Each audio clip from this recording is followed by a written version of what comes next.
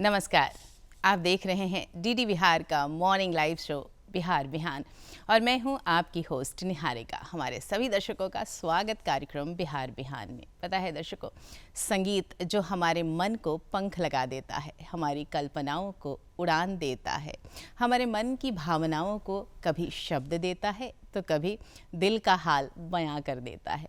निराश मन में आशा का संचार करता है और हर्षित मन को और भी उल्लास और उमंग से सराबोर कर देता है। तो चलिए आज बिहार बिहान के इस अंक में बस आप संगीत को अपने अंदर समाहित करिए और इसके अद्भुत आनंद को महसूस करिए, क्योंकि आज हमारे कार्यक्रम की जो मेहमान हैं वो एक गायिका है और ख़ास बात ये कि ये गीत लिखती भी हैं और कंपोज भी करती हैं। पर पता है हम सभी की कामना क्या होती है? हम सभी चाहते हैं हंसते हंसते कट जाए रस्ते, ज़िंदगी यूं ही चलती रहे। पर ये ज़िंदगी हंसते हंसते कैसे कटेगी? इसके लिए ज़रूरी है कि हमारे विचार अच्छे हो, हमारी मनोभावनाएं अच्छे हो और हम सुविचारों पर अमल भी करें। तो चलिए कार्यक्रम की शुरुआत कर लेते हैं अपने पहले सेगमेंट आज का सुविचार से। पूंजी अपने आप में बुरी नहीं है, उसके गलत उपयोग में ही बुराई है। किसी न किसी रूप में पूंजी की आवश्यकता हमेशा रहेगी। मैंने देखा है वो लोग भी जो ये कहते हैं कि सब कुछ पहले से तय है और हम उसे बदलने के लिए कुछ भी नहीं कर सकते, वे भी सड़क पार करने से पहले देखते हैं। हमारे साथ स्वागत करिए हमारी आज की मेहमान श्रीमती अर्चना दास जी का। नमस्कार। धन्यवाद। अर्चना जी। बिहार बिहान के सभी दर्शकों को मेरा प्यार भरा नमस्कार। मैं अर्चना दास मधुबनी ज़िले से हूँ, जहाँ पे माता सीता का अवतरण हुआ था और भगवान राम से उनका मिलन भी हुआ था। जी जी। उसी जगह से मैं हूँ और मैं उस पावन भूमि को सत सत नमन भी करती हूँ। क्या बात है अर्चना जी, इतने सुंदर तरीके से आपने अभिवादन किया और उस धरा को नमन किया जो हम सभी के लिए विशेष है। आप मधुबनी की रहने वाली हैं और गायन मैं कहूँ तो आपने बचपन से ही इसके प्रति आपने लगाव रखा है। अमूमन क्या होता है अर्चना जी, जब हम गीत संगीत की बातें करते हैं तो अच्छा तो हम सभी को लगता है, पर इसे मैं कहूँगी सीखने की कोशिश करना और अधिक जानना, ये कब सोचा और कैसे संगीत से इतना गहरा नाता जुड़ गया? जी, दरअसल मेरे पिताजी बचपन से ही हम लोगों को सिखाते आ रहे हैं। उन्हें गाने में बहुत रुचि थी जी। इनफैक्ट मैं ये कहूँ, हमारे नाना जी जो हैं वो भी बहुत अच्छे सिंगर थे और गीत भी लिखते थे। अच्छा। मेरी माता जी भी बहुत अच्छी गायिका और मेरे पिताजी को खासकर बहुत ज़्यादा इंटरेस्ट था, तो वो सुबह सुबह ही हम लोग को उठा देते थे, सभी बच्चों को, खासकर मुझे भी, कि एक स्तुति गाओ, देवी स्तुति गाओ मेरे साथ। अच्छा। तो वो जो शुरू से जो देखते आ रही हूँ ना, तो वही चीज़ मतलब वो एक रुचि बन गई हमारी। अच्छा। तो वो दिन पर दिन बढ़ता ही चला गया। उसके बाद फिर कैसे गाने लगी वो मुझे पता नहीं चला जी, और ये लगातार अभी तक मतलब जारी है। जी जी। अर्चना जी, आपने हमें बताया कि परिवार में एक माहौल था संगीत का। आपने कहा आपकी माता भी गाती थी, नाना जी को भी लगाव था, पिताजी भी गाते थे, तो बच्चे को एक शुरुआत से ही परिवेश मिलता है, तो खुद ब खुद ये शौक बढ़ता चला जाता है और आपने इससे बाकायदा इसमें प्रशिक्षण भी लिया। आपने सीखा भी। कार्यक्रम की शुरुआत में कुछ सुनाना चाहेंगी हमारे दर्शकों को? जी बिल्कुल। मेरे पिताजी एक देवी स्तुति लिखे थे। अच्छा। तो मैं 2 लाइन उनका सुनाना जरूर जरूर सुनाए।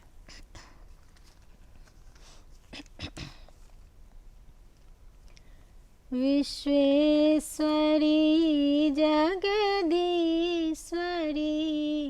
सर्वेश्वरी परमेश्वरी, विश्वेश्वरी जगदीश्वरी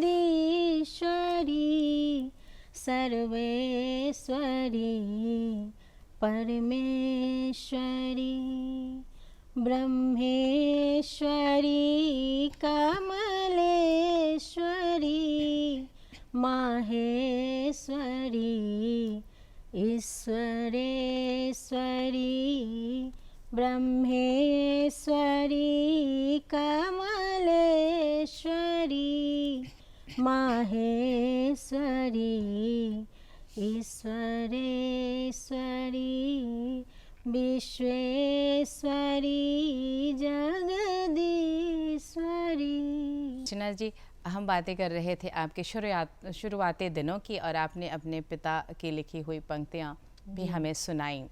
कैसा था बचपन का दिन और कैसे सीखती थी, वो माहौल कैसा था? क्योंकि जब हम पीछे झांकते हैं इस पड़ाव पर पहुंचने के बाद तो बड़ी सुखद यादें होती हैं। जी जी, बचपन की यादें ऐसी हैं जो कभी भूला नहीं जा सकता है लाइफ में। तो कुछ बातें ऐसी हैं मेरे पिताजी के साथ, मतलब जो हुई थी वो बताना चाहूँगी आपको। मेरे पिताजी को बड़ा शौक था कि मैं गाऊं, अच्छा, और हर जगह परफॉर्म करूं। तो मैं एक लाज और छोटी बच्ची थी, तो मना करती थी, नहीं जाना चाहती, किसी बहाने से साइड हो जाती थी। तो पिताजी भी किसी बहाने से ही मुझे लेके जाते थे बाहर। अच्छा। कहीं कहीं एक बड़े पंडित थे, एक सोमनाथ बाबा जी हम लोग बोलते थे उनको। तो वहाँ पे बिल्कुल गायन का ही माहौल था, गाना बजाना यही सब चलता था। तो पिताजी ले जाते थे वहाँ पे। एक बार मुझे उन्होंने बताया नहीं और वहाँ लेके गया और अचानक से बैठा दिया और बोल रहे हैं कि गुड़िया कुछ गाओ। मेरा नाम गुड़िया था, बचपन में गुड़िया बोलते थे पिताजी। तो बोले कि गाओ। फिर अचानक से मुझे वहाँ पे गाना पड़ा सबके बीच में। तो वो मैं अभी तक नहीं भूलती हूँ कि बिना बताए पिताजी ने मुझे वहाँ ले गए और मतलब वहाँ पे भी उन्होंने मुझसे गवाया गाना। जी जी। तो वही सब चीज़ याद आती है तो बहुत सुकून देता है। जी जी। और होता क्या है कि जो बाल मन होता है ना, तो एक हिचक सी होती है बच्चों के मन में। और जो माता पिता होते हैं उनकी कोशिश ये रहती है कि इस हिचक को तोड़ा जाए। जी, और शायद यही कोशिश आपके पिता ने की। और अगर मैं मिथिला की बात करूं और मिथिलांचल की बात करूं तो शायद कण कण में कवि विद्यापति की रचनाएं हैं और एक अलग ही माहौल है। मैं देख सकती हूँ आपकी साड़ी में भी पूरे मिथिला में ही गाने का माहौल है। मतलब मैं मिथिला पेंटिंग देख सकती हूँ आपकी साड़ी में, मैं ये कहना चाह रही थी। बहुत ही सुंदर मधुबनी पेंटिंग वो भी करती हूँ मैं। जी जी, जब भी कभी वक्त मिलता है तो मधुबनी पेंटिंग भी करती हूँ। तो एक बचपन का जो लगाव था आपका वो धीरे धीरे विकसित होता चला गया। संगीत से जुड़ाव बढ़ता चला गया। आपने कहा कि आप सभी भाई बहन मिल कर के सीखते थे पिता के साथ, और संगीत में लिखना भी आपने शुरू किया था। कुछ और रचनाएं जो आपके दिल से जुड़ी हुई हैं सुनाना चाहेंगे हमारे दर्शकों को? बिल्कुल बिल्कुल, मैं सुनाना चाहूँगी। अभी मैं जब अपने रचना से पहले मैं एक मेरे बड़े भैया हैं, अच्छा, उन्होंने संस्कृत में एक देवी स्तुति लिखा था उन्होंने, तो मैं उसे भी एक स्टेंजा में गाना चाहूँगी। जरूर जरूर सुनाएं। माँ अम्बिके जगदम्बिके करुणामयी सुललितिके, माँ अम्बिके जगदम्बिके करुणामयी सुललितिके, सुखकारिणी दुःखहारिणी त्वं दयामयी हे त्रयम्बिके माम्बिके, त्वं शैलजा वसुन्धरा स्वाहा स्वधा सुमनोहरा, त्वं शैलजा वसुन्धरा स्वाहा स्वधा सुमनोहरा, सुन्दरी त्रिपुर सुन्दरी, सुन्दरी त्रिपुर सुन्दरी परमेश्वरी हे त्रयम्बिके माम्बिके। क्या बात है, बहुत ही सुंदर, बहुत ही सुंदर अर्चना जी। जो पंक्तियां मैं सुन रही थी और दुर्गा जी के जो नाम हैं हाँ, उनका बहुत ही सुंदर हाँ, वर्णन वर्णन इन पंक्तियों के माध्यम से आपने किया और आपके भाई ने लिखी हैं ये पंक्तियां और आपकी सुमधुर आवाज़ में मैं कहूँगी हमें मौका मिला इन पंक्तियों को सुनने का। नमन करते हुए दुर्गा जी को, बहुत ही सुंदर लिखा हुआ है और मैं कहूँगी कि जो अंदाज है आपका जब आप गा रही थी तो वो दिख रहा था आपके चेहरे पर भी, मुझे वो एहसास, वो सुकून जो संगीत से लगाव दिखता है। अगर मैं बात करूं आपकी अपनी गायकी की तो ये कब से शुरू हुई अर्चना जी और कब लगा कि मुझे मंचों पर भी शिरकत करनी चाहिए और मुझे गाना चाहिए? कौन सा समय था? मैं बचपन में एक दो स्टेज में दी हूँ। अच्छा। स्टेज पे जाती थी तो वो शुरू से ही वो बताया ना मैंने कि घर में परिवेश ही ऐसा मिला हुआ था, हम लोग को गाने का माहौल था। तो जैसे जैसे समय बढ़ता गया, शादी हुई तो बीच में कुछ दिन कुछ साल मेरे वो सब बंद हो गए थे, रुक गए थे, बच्चों पे ध्यान चला गया था। जी जी। उसके बाद जब बच्चे थोड़े बड़े हुए तो मुझे लगा कि नहीं, ये शौक़ जो मैं दवाई हुई हूँ उसको बाहर निकालना चाहिए जी। तो फिर उसके बाद से जो मेरा शुरू हुआ अभी तक चल रहा है। तो उसी दौरान मैंने कुछ गाना उसी समय से मैंने लिखना शुरू किया था। अर्चना जी, आपने कार्यक्रम में अपने पिता की लिखी हुई रचनाएं सुनाई और अपने भाई की लिखी हुई रचनाएं भी सुनाई जी। और अब क्यों ना हम आपकी लिखी हुई रचना आपकी ही आवाज़ में सुने। जी, क्या सुनाना पसंद करेंगी? मेरी ये सबसे पहली रचना है। अच्छा, अच्छा। जो मैं अभी सुनाने जा रही हूँ वो मैथिली में है। अच्छा, बहुत बढ़िया। और एक पत्नी है और जब वो उसके पति बाहर रहते हैं और जब वो आते हैं घर तो उस समय पत्नी की क्या स्थिति होती है, अच्छा। वो इस गीत में आपको दिखने को मिलेगा। जी। तो सुना रही हूँ मैं। आहा एलिये जे, आहा एलिये जे सोझा हमरियो बेचैन जिया नाच उठिले। आहा एलिये जे, आहा एलिये जे सोझा हमरियो बेचैन जिया नाच उठिले। आहा एलिये जे ओझा हमरियो, आहा एलिये जे ओझा हमरियो बेचैन जिया नाच उठिले। बेचैन हिया नाच उठिले। आहा एलिये जे, आहा एलिये जे सोझा हमरियो बेचैन जिया नाच उठिले। गोटा में चंदा तारा सजा कर ललकी चुनरिया में झुनकी लगा क्या बात, कर, बहुत बढ़िया। हाथ की कंगना में लहठी लगा कर, पैरक पैजनिया के छम छम बजा कर, हम सजलिए जे, हम सजलिए जे सेज जखनियो हमरे अंग जाग उठिले।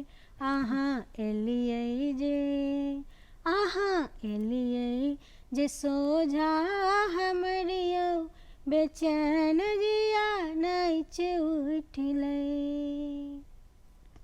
बहुत बढ़िया। बड़े दिन भेलै अखन एलौं सजना, जाइब न देब चाहे बीत जाए महीना। बड़ दिन भेलै अखन एलौं सजना, जाइब न देब चाहे बीत जाए महीना। रहलौं कोना का हमरे बिन पहुना, देलौं ने हमरा एकोटा त गहना। आहा देलिये जे,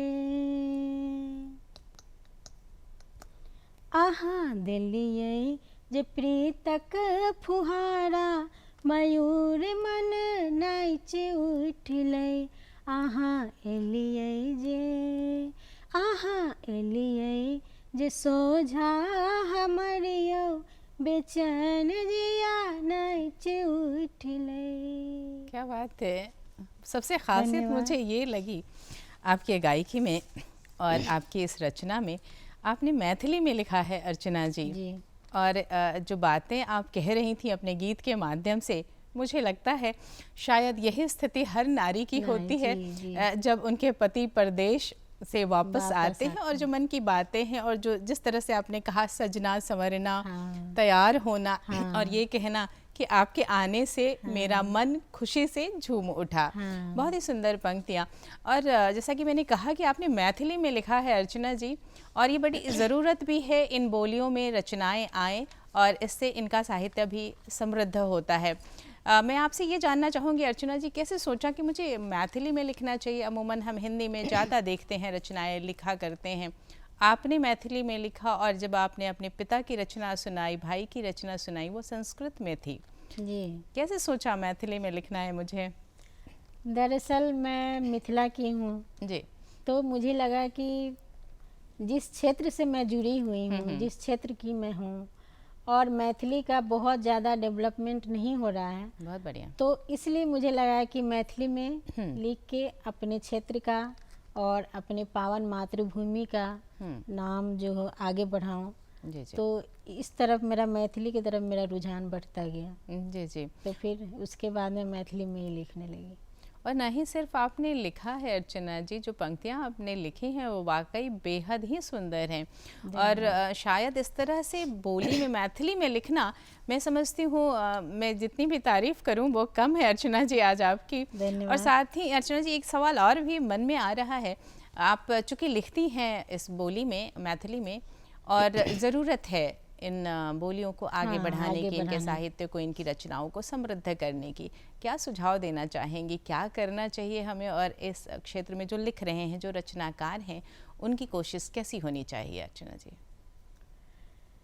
मैं ये कहना चाहूँगी कि जो भी मैथिली में लिखते हैं तो हमारी मिट्टी की जो सुगंध है और हमारा जो कल्चर है मिथिला के लिए, और मिथिला में जो कल्चर है, उस कल्चर से संबंधित बातों को गाने में लाएं, और जो धुन है उसको भी लाएं, उसको भी आगे बढ़ाएं, क्योंकि मिथिला में बहुत अच्छे अच्छे धुन पर जो गीतें आपको सुनने को हमेशा मिलेंगी। तो वो जो है जैसे जैसे जनरेशन बढ़ता जा रहा है, वो सारे पारंपरिक धुन सब लुप्त होते जा रहे हैं, ख़त्म होते जा रहे हैं। तो जो भी नए जो आ रहे हैं अभी गीतकार, संगीतकार, तो मैं उनसे यही कहना चाहूँगी कि उस पारंपरिक धुन को लेके आएँ और अच्छे अच्छे धुन दें और मिथिला के कल्चर को लेके चलें, जिससे कि आगे आने वाले जनरेशन जो है उनको पता चले, मालूम हो कि हमारा जो है कल्चर कैसा है, हमारी संस्कृति कैसी है। जी जी। और बहुत सही बात आपने ये कही भी अर्चना जी, क्योंकि हम रचनाओं के माध्यम से, अपनी लेखनी के माध्यम से ही अपनी संस्कृति को अगली पीढ़ी तक लेकर के भी जाते हैं, और इसमें बड़ा योगदान होता है हमारी लिखी हुई रचनाओं का। और इस सवाल के जवाब में जो आपने बात कही, वो वाकई उन सभी रचनाकारों के लिए ज़रूरी है देखना कि जो हमारी अपनी संस्कृति है उसे हम लेकर आएँ, उसे हम आगे बढ़ाएं। अगर हम बात कर रहे हैं अर्चना जी मिथिला की और मैथिली भाषा की, तो क्यों ना विद्यापति की कुछ रचनाएं आप हमारे दर्शकों के लिए सुनाएं आपकी आवाज़ में। मैं जब से हम लोगों ने होश संभाला है, जी जी, तब से विद्यापति जी की रचना सुनती आ रही हूँ, और मतलब सोते उठते बैठते विद्यापति जी की रचना सुनने को हमेशा मिलती है और निकलता भी है। तो हम लोग बाबा विद्यापति कहते हैं, विद्यापति जी नहीं कहते हैं, बाबा का नाम से उनको संबोधित करते हैं, क्योंकि मिथिला के बहुत बड़े कवि थे। बिल्कुल बिल्कुल। तो इसलिए एक जो है भावना जो है रेस्पेक्ट की, वो श्रद्धा की भावना, श्रद्धा की भावना, तो इसीलिए उनको बाबा विद्यापति के नाम से हम लोग संबोधित करते हैं। और आज उनकी एक रचना मैं सुनाना चाहूँगी।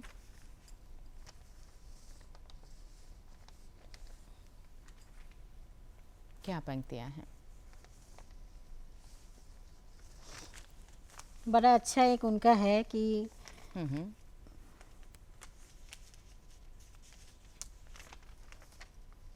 जो आपके जहन में हो। जी जी। नायिका जो है उसके पति विदेश जा रहे हैं। अच्छा। तो इस गाना में उसी से संबंधित बातें कही गई हैं। तो वो मैं आपको बताना चाहूँगी कि जब उसके पति विदेश जाते हैं नायिका के, तो किस तरह के भाव उसके मन में उत्पन्न हो रहे हैं, तो ये इस गाना में आपको सुनने को मिलेगा। उठू उठू सुंदरी जाय छी विदेश, सपना हो रूप नहीं भेटत उदेश। उठू उठू सुंदरी जाय छी विदेश, सपना हो रूप नहीं भेटत उदेश। उठू उठू सुंदरी।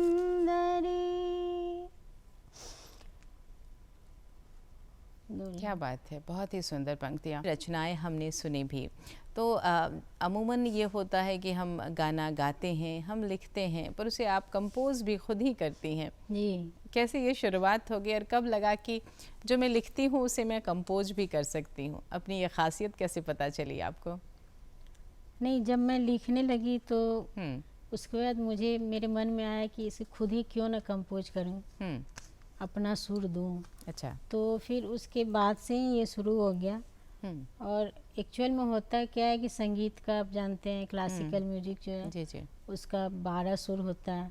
तो उसी 12 सुर को लेके ही जो भाव और जो धुन उत्पन्न होते हैं, तो उसी को लेके फिर मैं कंपोज करती हूँ गाना। जी जी। और आपके जवाब से मुझे कुछ यूँ लग रहा है कि संगीत जो आपने सीखा और वो जानकारी और साथ ही एक खुद के अंदर की प्रतिभा भी होती है, और दोनों मिला करके आपने खुद लिखा भी और खुद कंपोज भी किया, और आप इतना गाती भी हैं।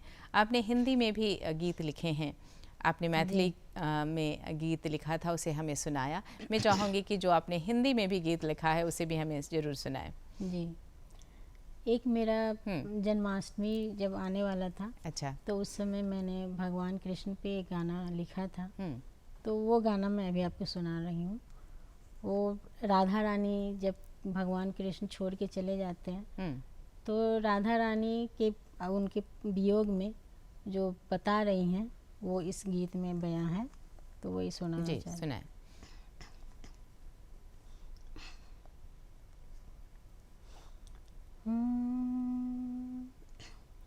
बेकल बेबस नैना हमारे, श्याम सुंदर की बाट निहारे। बेकल बेबस नैना हमारे, श्याम सुंदर की बाट निहारे। पल पल आवत,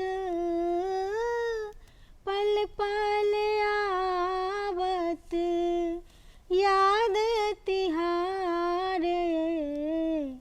पल पल आवत याद तिहारे, श्याम सुंदर की बाट निहारे। बेकल बेबस नैना हमारे, श्याम सुंदर की बाट निहारे। जब से गए तुम ओ बंसीधर, सुध नहीं लीनो ओ मेरे गिरिधर। सुध नहीं लीनो ओ मेरे गिरिधर, जब से गए तुम ओ वंशीधर, सुध नाही लीना, ओ मेरे गिरिधर, सुध नाही लीना, ओ मेरे गिरिधर। भूल बता दे मेरे नंद दुलारे, श्याम सुंदर की बाट निहारे। बेकल बेबस नैना हमारे, श्याम सुंदर की बाट निहारे। पल पल आवत, पल पल आवत, याद तिहारे, पल पल आवत, याद तिहारे। श्याम सुंदर की बाट निहारे। बेकल बेबस नैना हमारे, श्याम सुंदर की बाट निहारे। वाह वाह वाह, क्या बात है। और जो आपने लिखा है, मैं आपको सुन रही थी अर्चना जी, और मेरे मन में एक सवाल आ रहा था, जब आप लिखती हैं शब्दों का चयन कैसे करती हैं और किस तरह से ये भावनाएं आपके मन में आती हैं? बिल्कुल कुछ यूँ लग रहा था जैसे आप राधा की मनोभावों को चित्रित कर रही हैं, जो उसके मन में ख्याल आ रहे होंगे, उसे आप अपने शब्दों में पिरोकर गीत का रूप दे रही हैं। कैसे लिखती हैं? जब मैं लिखती हूँ तो कोई भी गाना अगर मैं लिखती हूँ या कंपोज करती हूँ तो किसी प्रॉपर एक थीम को लेके अच्छा आगे बढ़ती हूँ। फिर उस थीम में डूबना पड़ता है। जैसे जो जिस नायिका के बारे में मैंने राधा के बारे में कहा, तो राधा के बारे में उसमें राधा के रूप में आना पड़ता है जी। फिर उनके साथ जो घटित हुआ वो यहाँ पे मैं अपने पास लाती हूँ और फिर उसको कंपोज करके लिख के लिरिक्स के रूप में उसको फिर देती हूँ अपना धुन लगा के। जी जी। तब जाके ये कंप्लीट होता है एक गाना।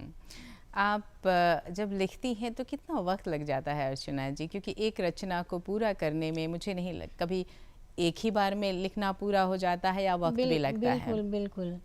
जब लिखने बैठती हूँ स्वतः ही मन में आने लगता है। जी जी। तो वो ऑटोमेटिक वो लिखाता ही चला जाता है। अच्छा अच्छा। ज़्यादा टाइम लगता नहीं है। कभी कभी होता है कि किसी गाने में जैसे प्रॉपर जो वर्ड एग्जैक्टली जो होना चाहिए अच्छा से अच्छा सब, तो फिर उसमें थोड़ा बहुत कभी कदार वक्त लगता है। ऐसे अदरवाइज जब लिखने बैठती हूँ तो 10 से 15 मिनट 20 मिनट में वो लिखा जाता है वो गाना। अच्छा, खुद ही आ जाता है। और आपने बहुत अच्छी बात कही कि जब आप लिखती हैं तो आपने सोचा कि मुझे इस बिंदु पर लिखना है और अपने आप को उसमें ढाल लिया, फिर मन में जो विचार आए उन्हें शब्द दिए और इस तरह से आपकी जो रचना है, आपके जो गीत हैं वो लिख करके आते हैं। अगर मैं बात करूँ आपकी रचनाओं की, आपने बहुत कुछ लिखा है, मैथिली में भी लिखा है, आपने हिंदी में भी लिखा है। कभी सोचा कि इसका प्रकाशन किया जाए, एक पुस्तक निकाली जाए, कभी ऐसा ख्याल आया या कोशिश की इस ओर अर्चना जी? प्रकाशन के विषय में तो आती है कि हाँ होना चाहिए, एक जगह कलेक्शन होना चाहिए जी। और ये लोगों तक तो कैसे पहुँचे, इसके लिए मैंने यूट्यूब पे मेरा एक चैनल है अर्चना संगीत डायरी करके, तो आप वहाँ जा सकते हैं और उस पे गाना, मतलब अब मेरा बहुत सारा गाना है उस पे, तो वो गाना आप उस पे सुन सकते हैं। और आजकल तो जानते हैं कि सोशल मीडिया का ज़माना है। जी जी जी। तो फेसबुक, व्हाट्सएप, इंस्टा वगैरह में हर जगह मेरा गाना रिलीज होता रहता है। क्या बात है। हाँ, यानी तो आप फिलहाल जो ये विभिन्न माध्यम हैं या मैं कहूँगी तकनीक का प्रयोग करके आप अपने सुनने वालों तक, देखने वालों तक पहुँचने की कोशिश करते हैं। बहुत ही सुंदर प्रयास आपका। कभी सोचा कि जो नया जनरेशन है उसको सिखाया जाए, उसमें भी ये हुनर विकसित किया जाए? ऐसा कोई ख्याल या ऐसा कोई काम आपने किया है अर्चना जी? जी, जहाँ मैं रहती हूँ वहाँ बस्तियों के जो बच्चे हैं, अच्छा। जिन्हें की कोई सुविधा नहीं है, हाँ, हाँ। उनके मन में इच्छा रहती है कि गाने की, और उनके पास कोई सिखाने वाला मौजूद नहीं है। जी जी। मन में जो भावना है उनके दब के रह जाती है। तो मैं वैसे बच्चों को लेके आती हूँ और वहाँ जाती भी हूँ और उन लोग को सिखाती भी हूँ। अच्छा, ये बहुत बहुत अच्छा जी। प्रयास आपका, मैं कहूँगी, क्योंकि एक मार्गदर्शक के रूप में, एक शिक्षिका के रूप में आप उनके साथ रहती हैं और उनके जो हुनर हैं उसे तराशने का काम आप करती हैं। बहुत ही नेक प्रयास आप इस ओर कर रही हैं। अर्चना जी, अगर मैं बात करूं आपकी लेखनी की, और जब आप लिखती हैं, कोई सबसे बड़े आलोचक आपके कौन होते हैं? क्योंकि आप पारिवारिक जिम्मेदारियों का भी निर्वाह कर रही हैं। जब आपने लिखा और उसे किसी को सुनाया और फिर कैसा जो फीडबैक है वो आता है? फीडबैक तो मैं ये कहूँगी कि कुछ भी लिखती हूँ, हाँ हाँ, तो मैं सबसे पहले श्रोता कौन होते हैं? सबसे पहले श्रोता मेरे घर में मेरे पति होते हैं। जो भी कुछ लिखती हूँ तो मैं उनको पहले सुनाती हूँ कि जो भी इसमें कुछ खूबियाँ हैं या खामियाँ हैं आप इसमें बताएं। फिर जब वो उनकी तरफ से ओके जब हो जाता तभी मैं उसको बाहर निकालती हूँ। क्या बात है, बहुत बढ़िया। उभरती जो लेखिकाएं हैं जो गाना गाती हैं और जिनके अंदर ये हुनर है, उनसे कुछ कहना चाहेंगी? क्योंकि मैं आपसे जब बातें कर रही हूँ मैं देख सकती हूँ कि एक नन्ही सी बच्ची अर्चना जब छोटी सी थी तब कितनी हिचक थी उसके मन में, और धीरे धीरे अपने बहुत सारे मैं कहूँगी रुकावटें भी आई, आगे बढ़ी, जीवन के पड़ावों को पार किया, और आप इतनी अच्छी गायिका हैं। कई जगह आपने कहा आपके यूट्यूब चैनल्स भी हैं, आप विभिन्न माध्यमों से आप गाती भी हैं। क्या कहेंगी उभरती जो गायिकाएं हैं उन्हें, खासकर महिलाओं को? मैं ये कहना चाहूँगी कि गाने की इच्छा सभी के मन में होती है। जी जी। और जिनके मन में जो भावना है उसको प्रकट करें, उसको अंदर दबा के न रखें, उसको लोगों के सामने लाएं, जिससे कि आपके अंदर जो छुपी हुई जो प्रतिभा है वो लोगों तक पहुंच सके। तो मैं यही कहना चाहूँगी उन लोगों से, जो भी आप गाती हैं, भले ही आप बाथरूम सिंगर हैं, किचन सिंगर है, स्टेज परफॉर्मर है, जो भी हैं आप सबके सामने लेके आएँ, जिससे कि आपको देख के दूसरों को भी प्रेरणा मिलेगी आगे बढ़ने की, अपने शौक़ को पूरा करने की। जी। तो बिल्कुल उसको बाहर निकालें, गाएं, दूसरे को भी सुनाएं और दूसरे को भी सिखाएं, दूसरे को भी गवाएं। बिल्कुल बिल्कुल। साथ ही जो पारिवारिक जिम्मेदारियां हैं अर्चना जी, वो आपके साथ हैं, मैंने पहले भी कहा। इन दोनों चीज़ों में सामंजस्य बिठाते हुए अपने हुनर को भी आगे ले जाना कैसे करती हैं? कैसे वक्त निकालती हैं, कैसे रियाज करती हैं, कैसे लिखती हैं, और जो जिम्मेदारियां हैं उसका भी निर्वहन करती हैं? ये शौक़ है मेरा, इसलिए ऐसा होता है कि जब आपके अंदर कोई शौक़ है और किसी चीज़ को करने की इच्छा होती है तो वो खुद ही वो ढल जाता है, हर एक काम आपको प्रॉपर तरीके से हो जाता है। ये काम इतने बजे करना है, ये काम इतने बजे करना है, तो एक टाइम टेबल बना रहता है, तो उसी की तरफ से मतलब उस तरह से मैं कर लेती हूँ अपना समय। जैसे सुबह के टाइम में निकालना है, करना है म्यूजिक, रियाज करना है, फिर खाना बनाना है, तो कुछ पल मैं अपना म्यूजिक के लिए भी देती हूँ। और उसी समय सब चीज़ मेरे माइंड में आता है, अभी ये करना है, गाना लिखना है या कंपोज करना है, रियाज करना है, तो उस वक्त ही मैं कर लेती हूँ। यानी अपने जो दायित्व हैं उसको पूरा करते हुए, और आपके कहने का आशय ये कि अगर आपके अंदर शौक़ है, आप उसको वक्त देना चाहते हैं, तो आप अपने सारे कार्यों में समय निकाल कर ज़रूर वो कर सकती हैं। बिल्कुल बिल्कुल, है ना? जो अभी तक का पड़ाव है, वहाँ तक पहुँचने के बाद जो मकाम है आपका, वहाँ तक पहुँचने के बाद कैसा लगता है, और मन में क्या ख्वाहिशें अभी भी हैं अर्चना जी, क्या करना चाहती हैं? नहीं, ख्वाहिशें तो बहुत होती हैं इंसान के पास। मैं यही चाहूँगी कि जो गाना अभी तक लोगों ने नहीं सुना, मैथिली में जो गाना बहुत अच्छे अच्छे भी हैं और अभी आना भी बहुत कुछ बाकी है, जिस थीम को लोगों ने नहीं छुआ है उस थीम को लेके आगे आऊँ। और उस थीम पे गाना बनाऊँ और गाऊँ, लोगों तक अच्छा से अच्छा गाना पहुँचे।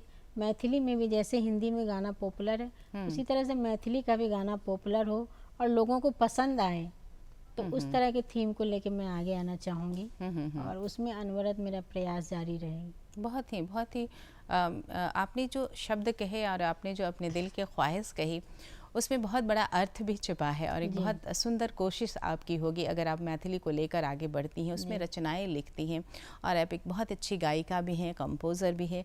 आपके उज्जवल भविष्य के लिए हम शुभकामनाएं देते हैं। आपने वक्त निकाला अर्चना जी, आज कार्यक्रम में शरीक हुई, बहुत बहुत धन्यवाद आपका। आपको भी बहुत धन्यवाद और बिहार बिहान के सभी दर्शकों को मेरा बहुत बहुत धन्यवाद, प्यार भरा नमस्कार जी। और दर्शकों, आज हमने बात की अपने आज के मेहमान से, गायिका श्रीमती अर्चना दास जी से। और सही बात यह है कि अगर आप में कोई हुनर है तो उसे पहचानिए, उसे तराशिए और उसे आगे लेकर आइए। समय आपसे भी समय मांगता है, आपका हुनर आपसे भी समय मांगता है। अपने शौक़ को, अपने हुनर को एक नया रंग दीजिए, एक नया आयाम दीजिए। और हमारे इस कार्यक्रम को नया रंग कौन देता है? वो हैं आप और आपके ख़त, आपके ईमेल। इसके लिए आप नोट करिए हमारा पता, हमें ख़त भेजिए, हमें ईमेल भेजिए। हमारा पता है कार्यक्रम बिहार बिहान, निदेशक DD बिहार, दूरदर्शन केंद्र पटना, फ्रेज़र रोड पटना 800001। हमारा ईमेल ID है director@ddkpatna@gmail.com।